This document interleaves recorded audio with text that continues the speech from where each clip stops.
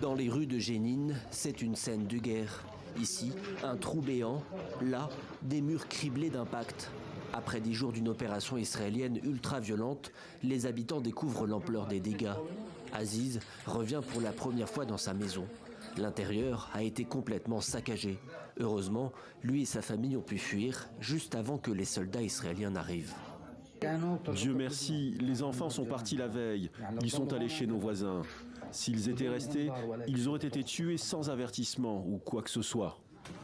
Selon les habitants, les soldats israéliens se sont retirés de la ville dans la nuit de jeudi à vendredi.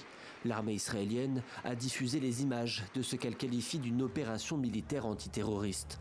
Elle affirme avoir éliminé 14 combattants palestiniens et arrêté une trentaine de suspects. Au plus fort des combats, des frappes aériennes ont même été menées sur la ville. Des bulldozers militaires ont également détruit le bitume des rues et éventré des façades de bâtiments. Au milieu des décombres, la vie reprend petit à petit. Certains habitants sont restés cloîtrés chez eux pendant plus d'une semaine. En attendant que les choses se calment, ils peuvent enfin sortir.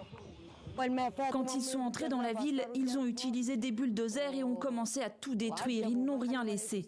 Ils ont détruit des véhicules et des maisons. Puis ils sont allés dans un autre quartier et ont encerclé toutes les maisons. Depuis 9 jours, nous vivons dans la terreur et la peur. Et en plus, il n'y a ni eau ni électricité. Les autorités palestiniennes affirment qu'au moins 36 personnes ont été tuées dans les différents raids. L'armée israélienne a déclaré que les opérations militaires se poursuivaient dans le nord de la Cisjordanie occupée.